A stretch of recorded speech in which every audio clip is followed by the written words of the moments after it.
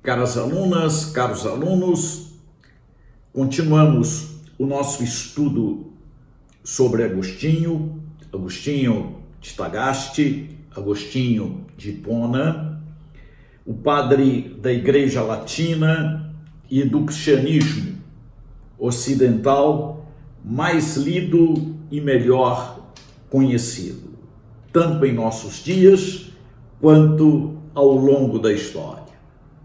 E aqui vamos iniciar o contexto, a contextualização de uma das suas maiores obras, a saber, a Cidade de Deus, o De Civitate Dei.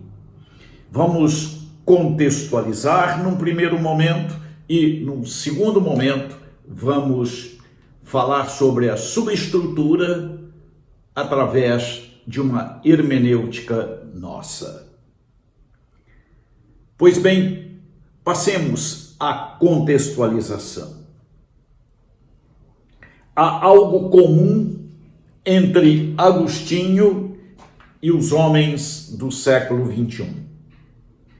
Ele, como nós, viveu a experiência de um mundo envelhecido, caindo aos pedaços, e teve, como nós, a esperança de um amanhecer novo. Se não vejamos, no Sermão 81:8, Agostinho dizia aos seus ouvintes, aspas, surpreendeis com o mundo perdendo a sua compreensão, confuso, envelhecido. Pensai que o homem nasce, cresce e envelhece. A velhice tem muitas enfermidades, tosses, tremores, falta de visão, ansiedades, aquele cansaço terrível de si mesmo. O homem envelhecido está cheio de males, de achaques.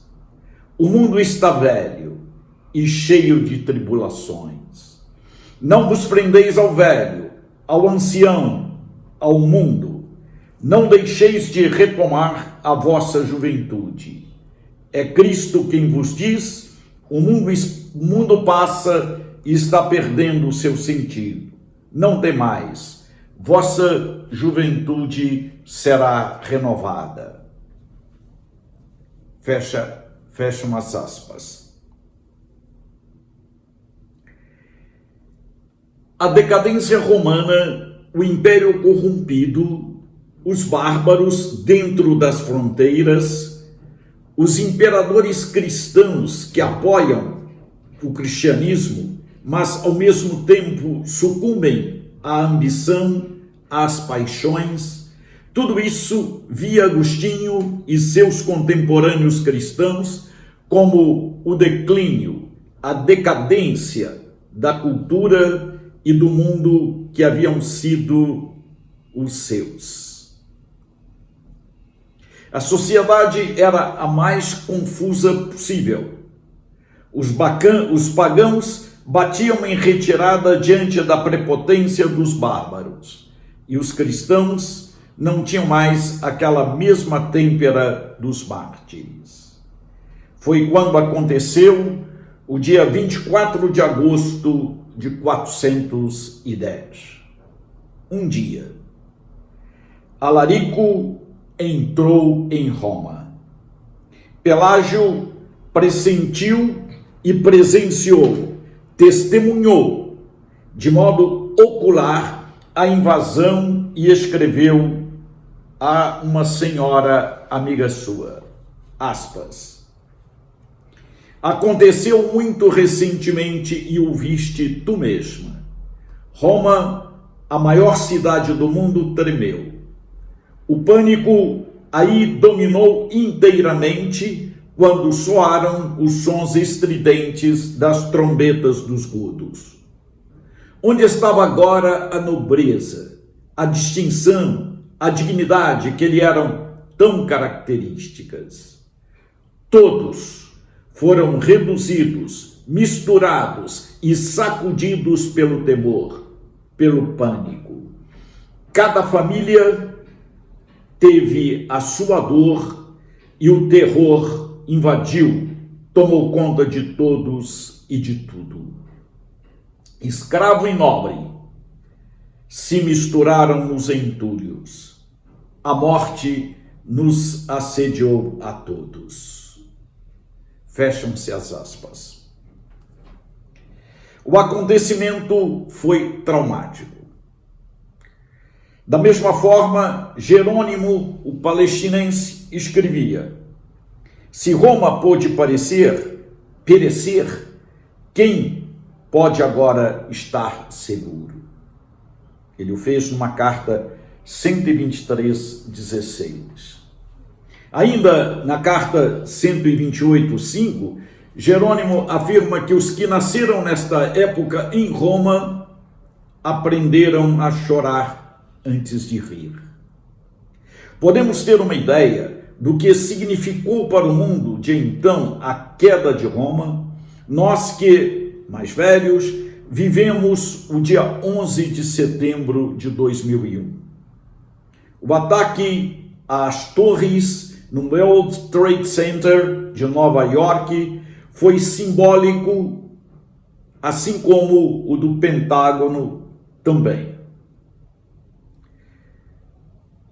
O ataque quis ser um ataque ao símbolo de uma civilização, tal como Roma o era. Apesar de não ser mais a capital do império, Roma foi destruída por ser o símbolo de uma civilização, a romana.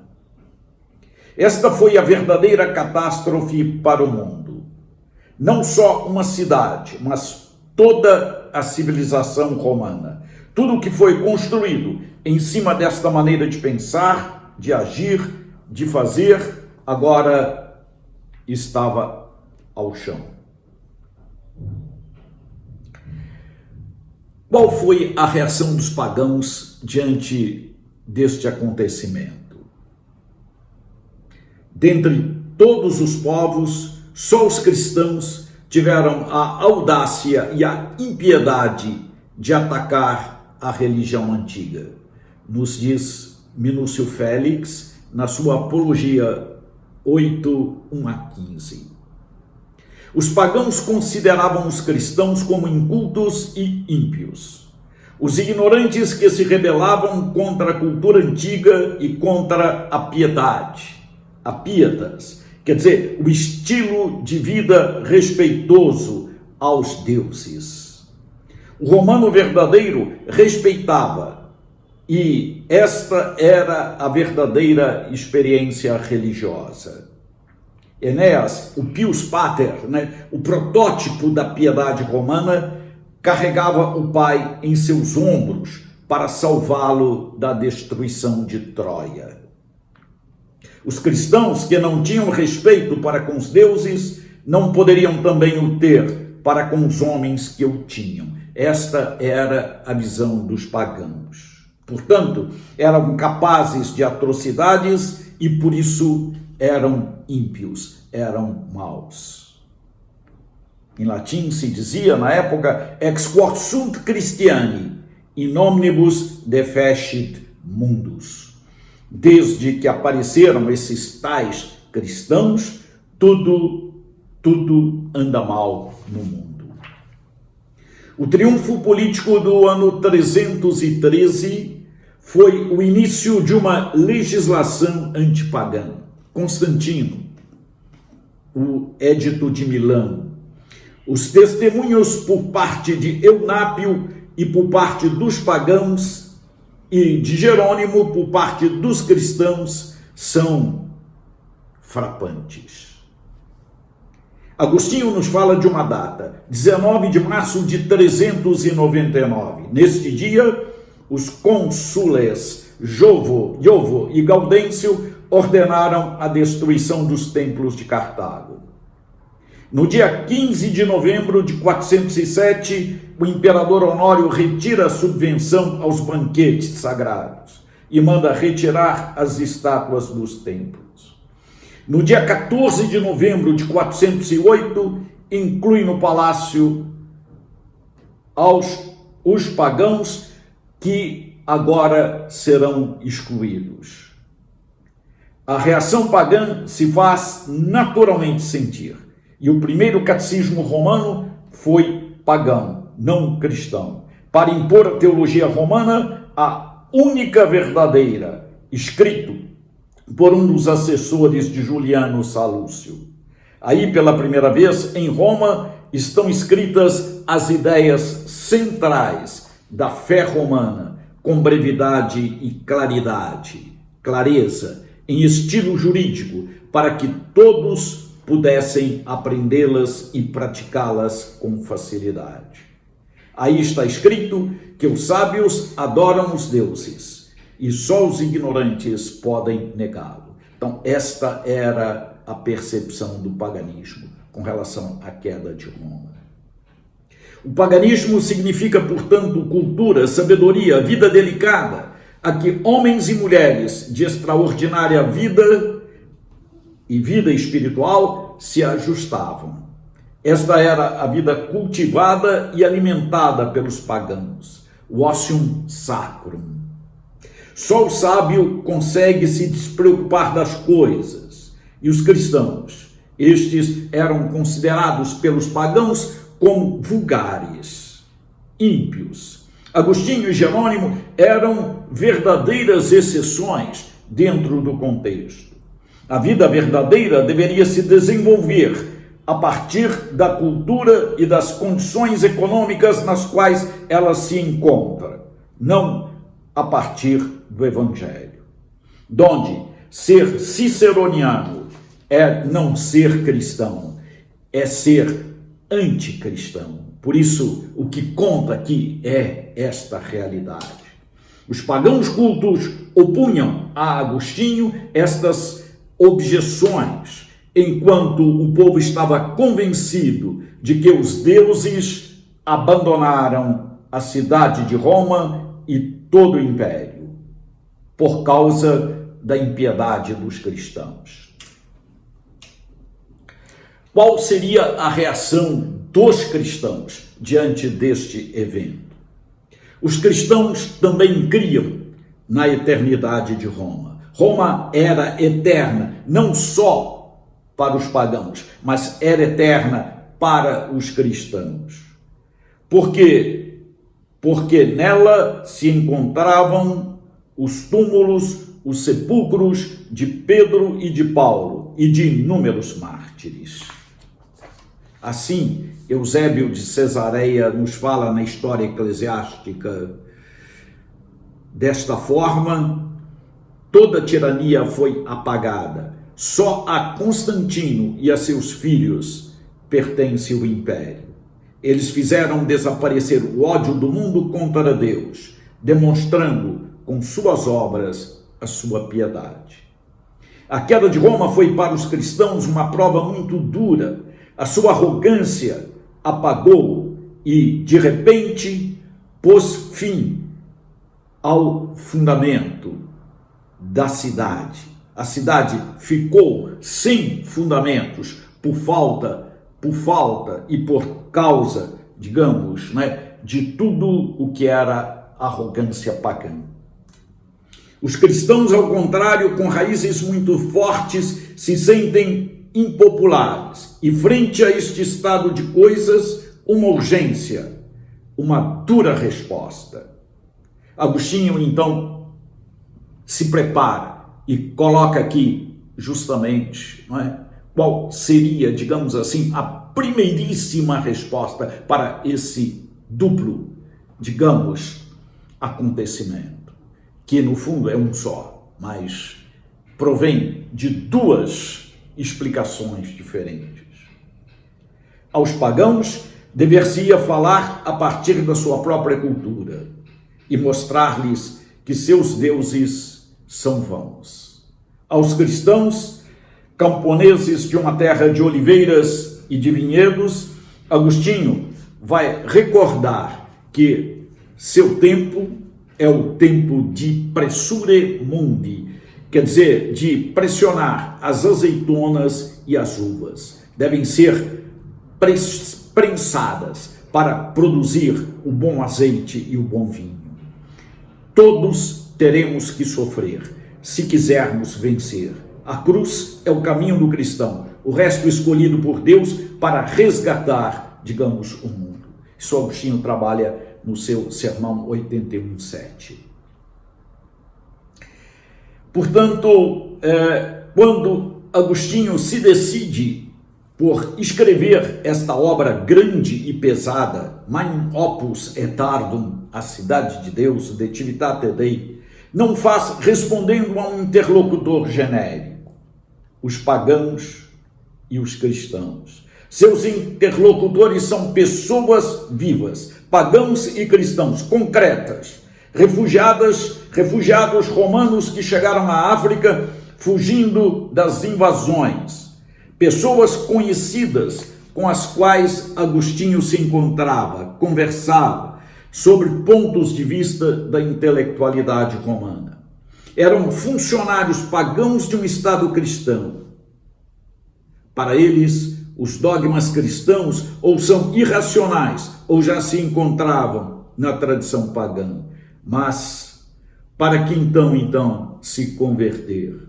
Crer em dogmas, encarnação, ressurreição, como crer?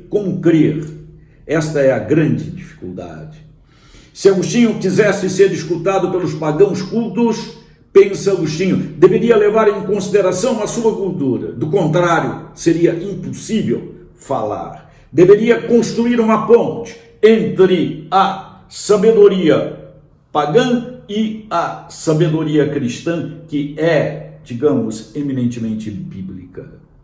Assim, Agostinho mostrará a partir da própria sabedoria pagã, da própria cultura pagã, isto é, do ponto de vista do paganismo de dentro para dentro, a partir do seu procedimento retórico, do seu método, que o paganismo não salva. A Cidade de Deus é a resposta que humaniza o homem, dada por um homem cultivado na paideia romana. Quer dizer, ele foi educado assim e, justamente, responder aos cristãos, que é cristianamente, que é a partir da Bíblia e do cristianismo que o mundo tem que ser humanizado. Uma resposta, mas se valendo de duas culturas, a cultura pagã e a cultura cristã. A Cidade de Deus enquanto história de um povo que peregrina neste mundo possui dois fundamentos, a tradição bíblica e a tradição clássica. E é através dessas duas tradições que Agostinho se nos apresenta. Vamos falar dos antecedentes ou sobre os antecedentes bíblicos. Iniciamos aí. Agostinho encontrou um homem para sua obra no Salmo 87:3. De ti disseram coisas gloriosas, ó Cidade de Deus. Este não é o único lugar da Bíblia onde se encontra o termo. Vamos encontrá-lo em muitos outros lugares. Sempre com um sentido preciso. Na segunda carta de Pedro 2, na Epístola aos Hebreus 11, em Efésios 2, em Filipenses 3, e vemos que Paulo é, digamos assim, um influente importante na teologia de Agostinho. Assim, se encontra o caráter específico do cristão. O que quer dizer em tudo isso? O cristão é aquele que peregrina. O cristão é aquele que viaja. O cristão é aquele que anda. O cristão é aquele que sai. O cristão é aquele que caminha. A itinerância, portanto, a peregrinação é extremamente importante para que Agostinho, biblicamente, compreenda o que é a Cidade de Deus. Lembremos-nos de Abraão. Sai da tua terra e vai, disse Deus a Abraão, de Ur da Caldeia para Canaã. É um caminho, é um caminhar, é um andar. Então, esta ideia da peregrinação é a ideia que perfaz, sem dúvida alguma, toda a cidade de Deus, a cidade que caminha. Muito obrigado.